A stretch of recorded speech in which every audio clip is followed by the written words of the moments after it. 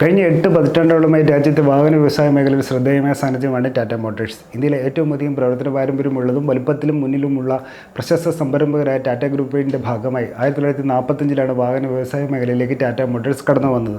വർഷങ്ങളുടെ ഇടവേളയിലും ശ്രദ്ധേയമായ പ്രവർത്തനങ്ങളാലും വാണിജ്യ വാഹന വിപണിയിൽ മേധാവിത്വം നേടാനും കമ്പനിക്ക് സാധിച്ചിട്ടുണ്ട്.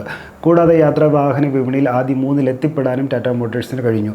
കമ്പനിയുടെ ആഗോളതലത്തിലെ വികസന മുന്നേറ്റങ്ങൾക്കായി പ്രശസ്ത ബ്രാൻഡായ ജാഗ്വർ ആൻഡ് ലാൻഡ് റോവറിനെ ഏറ്റെടുത്ത് ആഡംബര വാഹന മേഖലയിലേക്കും ചുവടുവെച്ചു. വ്യവസായ രംഗത്തെ പുത്തൻ പ്രവണതകൾ കണ്ടറിഞ്ഞുള്ള പ്രവർത്തനം കാരണം ഇന്ത്യൻ വൈദ്യുത വാഹനങ്ങളുടെ വിപണിയിൽ 80% വിഹിതം നേടാനും രാജ്യത്തെ ഏറ്റവും വലിയ വൈദ്യുത വാഹന നിർമ്മാതാവാകാനും ടാറ്റ മോട്ടോഴ്സിന് കഴിഞ്ഞു. പുതിയ കാലഘട്ടത്തിൻ്റെ വെല്ലുവിളികൾ നേരിടുന്നതിന് 2024 ഏവരെ ഞെട്ടിച്ചുകൊണ്ട് കമ്പനിയുടെ വിഭജനം അഥവാ ഡീമർജർ പ്ലാൻ പ്രഖ്യാപിച്ചത്. ടാറ്റ മോട്ടോഴ്സിൻ്റെ വിഭജനം നടപ്പാക്കുമ്പോൾ നിക്ഷേപകർ ശ്രദ്ധിച്ചിരിക്കേണ്ട 5 ഘടകങ്ങൾ അറിയാം.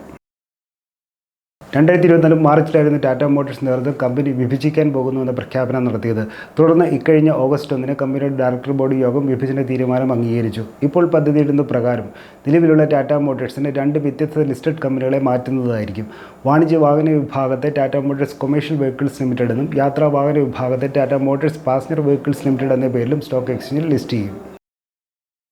നിലവിൽ അംഗീകരിച്ചിട്ടുള്ള ഡീമർജർ പദ്ധതി പ്രകാരം ഇപ്പോൾ വാണിജ്യ വാഹന വിഭാഗത്തിന് കീഴിലുള്ള ആസ്തികളെയും ജീവനക്കാരെയും ബാധ്യതകളുമൊക്കെ ടാറ്റ മോട്ടോഴ്സ് കൊമേഴ്ഷ്യൽ വെഹിക്കിൾസ് ലിമിറ്റഡിന് കീഴിലേക്ക് മാറ്റും. ഇതിലൂടെ വാണിജ്യ വാഹന വിഭാഗത്തിന് കൂടുതൽ ചടുലമാകാനും പ്രവർത്തനങ്ങളിൽ സവിശേഷ ശ്രദ്ധ പതിപ്പിക്കാനും കഴിയുമെന്നാണ് പ്രതീക്ഷ. മറ്റ് വിഭാഗങ്ങളിൽ നിന്നും വ്യതിരിക്തവും തന്ത്രപരവുമായ ലക്ഷ്യങ്ങളെ പിന്തുടരാനും ഷെയർ ഹോൾഡർ മൂല്യം വർദ്ധിപ്പിക്കാനും സാധിക്കാമെന്ന് വിലയിരുത്തുന്നു. അതേസമയം ടാറ്റ മോട്ടോഴ്സ് പാസഞ്ചർ വെഹിക്കിൾസ് ലിമിറ്റഡിന് കീഴിൽ നിലവിലുള്ള യാത്രാവാഹന നിർമ്മാണ വിഭാഗവും വൈദ്യുത വാഹന വിഭാഗവും ആഡംബര വാഹനമായ Jaguar and Land Rover JLR യൂണിറ്റും കൂടി ചേർന്ന് ഒന്നായി മാറുകയും നിലവിൽ ലിസ്റ്റ് ചെയ്തിട്ടുള്ള ടാറ്റ മോട്ടോഴ്സ് ലിമിറ്റഡിലേക്ക് ലയിക്കുകയും ചെയ്യും.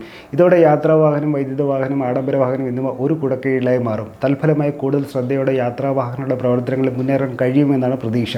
അതേസമയം കമ്പനിയുടെ പുനഃസംഘടന ആയാസരഹിതമായും സുതാര്യതയോടെയും പൂർത്തിയാക്കുന്നതിന് PwC ബിസിനസ് കൺസൾട്ടിംഗ് സർവീസസ് LLPയെ ചുമതലപ്പെടുത്തിയിട്ടുണ്ട്. ഇവരാണ് ഓഹരി അവകാശം അഥവാ ഷെയർ എൻ്റൈറ്റിൽമെൻറ്റ് റിപ്പോർട്ടും പങ്കിടുന്നത്. നിയമപരവും നികുതി സംബന്ധിച്ച നടപടികളിൽ AEZB ആൻഡ് പാർട്ട്നേഴ്സും ഡിലോയിറ്റ് ടൂഷ് ടൊമാറ്റ്സു ഇന്ത്യ LLPയും ചേർന്നാണ് ടാറ്റ മോട്ടോഴ്സിന് വേണ്ട മാർഗ്ഗനിർദ്ദേശം നൽകുന്നത്. SBI ക്യാപിറ്റൽ മാർക്കറ്റ്സും ടാറ്റ മോട്ടോഴ്സിൻ്റെ ഡീമർജർ പദ്ധതികളുമായി സഹകരിക്കുന്നുണ്ട്. കമ്പനി വിഭജിക്കുന്നതിലൂടെ രൂപപ്പെടുന്ന 2 സ്ഥാപനങ്ങളിലെ നിലവിലുള്ള നിക്ഷേപകർക്ക് സമാനമായ ഉടമസ്ഥാവകാശം നൽകാനാണ് ടാറ്റ മോട്ടോഴ്സിൻ്റെ പദ്ധതി. ഇതനുസരിച്ച് കമ്പനി വിഭജിക്കുമ്പോൾ അർഹരായ നിക്ഷേപകർക്ക് കരഗതമാകുന്ന ഓഹരിയുടെ അനുപാതം അഥവാ ഷെയർ എൻ്റൈറ്റിൽമെൻറ്റ് റേഷ്യോ 1:1 ആണ് നിശ്ചയിച്ചിരിക്കുന്നത്. അതായത് നിർദ്ദിഷ്ട റെക്കോർഡ് തീയതിയിൽ കൈവശം വെച്ചിരിക്കുന്ന ഓരോ ടാറ്റ മോട്ടോഴ്സ് ലിമിറ്റഡ് ഓഹരിക്കും വീതം ഓരോ Tata Motors commercial vehicles limited എന്ന ഓഹരി കൂടി ലഭിക്കുമെന്ന സാരം. ഇതിലൂടെ നിലവിലെ ടാറ്റ മോട്ടോഴ്സ് നിക്ഷേപകർക്ക് യാത്രാവാഹനങ്ങളുടെ കമ്പനിയിലും വാണിജ്യ വാഹന കമ്പനിയിലും തുല്യമായ അവകാശം ലഭിക്കുന്നതായിരിക്കും. സമീപ വർഷങ്ങളിൽ ടാറ്റ മോട്ടോഴ്സ് കമ്പനിയെക്കുറിച്ച് പങ്കുവെക്കുന്ന ലക്ഷ്യങ്ങളും കാഴ്ചപ്പാടുകളുമായി ഒത്തുചേർന്നു പോകുന്ന വിധമാണ് ഇപ്പോൾ പ്രഖ്യാപിക്കപ്പെട്ടുള്ള വിഭജനം. 2021 മുതൽ വേറിട്ട നേതൃത്വത്തിന് കീഴിൽ സ്വതന്ത്ര വിഭാഗമായി പ്രവർത്തിച്ചു വരുന്ന യാത്രാവാഹനം, വൈദ്യുത വാഹന ബിസിനസ് വിഭാഗവും 2022 ഉപകമ്പനികളാക്കി മാറ്റിയതിന് തുടർച്ചയായി ഇതിനെ കണക്കാക്കാം. വാണിജ്യ യാത്രാവാഹന വിഭാഗങ്ങളിൽ ചേരുന്ന മാർക്കറ്റിംഗ് തന്ത്രങ്ങളും പ്രവർത്തനങ്ങളിലെ മുൻഗണനാ ക്രമം നിശ്ചയിക്കാനും കഴിയുന്നു. ഇതിലൂടെ ടാറ്റ മോട്ടോഴ്സ് കൊമേഴ്ഷ്യൽ വെഹിക്കിൾസും പാസഞ്ചർ വെഹിക്കിൾസിനും JLRനും അവരുടേതായ സവിശേഷ വളർച്ചാ പദ്ധതിയിൽ ശ്രദ്ധ കേന്ദ്രീകരിക്കാനും കഴിയുന്നു. കൂടാതെ വാണിജ്യ വാഹന വിഭാഗവും യാത്രാവാഹന വിഭാഗവും തമ്മിൽ യോജിക്കാവുന്ന പൊതു ലക്ഷ്യങ്ങൾ കുറവാണ്. അതിനാൽ വേറിട്ടും സ്വതന്ത്രവുമായും പ്രവർത്തിക്കുന്നതാകും ദീർഘമായ കാലങ്ങളിലേക്കുള്ള വളർച്ചയ്ക്കും ഗുണകരം. അതേപോലെ ടാറ്റ മോട്ടോഴ്സിൻ്റെ വിഭജനം വൈദ്യുത വാഹനങ്ങളുടെ മേഖലയിലും ഓട്ടോണമസ് സാങ്കേതിക വിദ്യയിലും പുതുതലമുറ വെഹിക്കിൾ സോഫ്റ്റ്വെയർ വികസനത്തിൽ സഹായിക്കുമെന്നും വിപണി വിഹിതം മെച്ചപ്പെടുത്താൻ കഴിയുമെന്നും പ്രതീക്ഷിക്കുന്നു. ടാറ്റ മോട്ടോഴ്സിനെ യാത്രാവാഹന, വാണിജ്യവാഹന വിഭാഗങ്ങളിലെ 2 കമ്പനികളായി വിഭജിക്കുന്ന നടപടികൾ അടുത്ത 12 മുതൽ 15 മാസങ്ങളിൽ പൂർത്തിയാകുമെന്നായിരുന്നു 2024 ഓഗസ്റ്റിൽ സ്റ്റോക്ക് എക്സ്ചേഞ്ചിൽ സമർപ്പിച്ച കുറിപ്പിൽ വിശദമാക്കിയിരുന്നത്.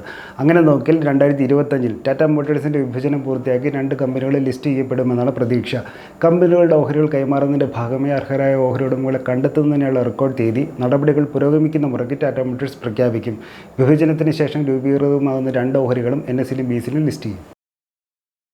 ടാറ്റ മോട്ടോഴ്സ് കമ്പനിയുടെ വിഭജനം സംബന്ധിച്ച് വിവരം പഠനാവശ്യർത്ഥം നൽകുന്നതാണ്. ഇത് നിക്ഷേപത്തിനായുള്ള തീരുമാനം എടുക്കുന്നതിനായുള്ള ഉപദേശമോ അല്ല. ഓഹരി നിക്ഷേപം വിപണിയുടെ ലാഭനഷ്ട സാധ്യതകൾക്ക് വിധേയമാണ്. ഓഹരിയിൽ നിക്ഷേപിക്കുന്നതിന് മുമ്പ് SEBI അംഗീകൃത സാമ്പത്തിക വിദഗ്ധരുടെ മാർഗ്ഗനിർദ്ദേശം തേടുക സ്വന്തം നിലയിൽ കൂടുതൽ പഠനം നടത്തി നിങ്ങൾക്ക് ചെയ്യാവുന്നതാണ്. കൂടുതൽ വാർത്തകൾക്കും വിശേഷങ്ങളും ET മലയാളം ഫോളോ സബ്സ്ക്രൈബ് ചെയ്യുക. മറ്റു വിഷയമായി വീണ്ടും കാണാം.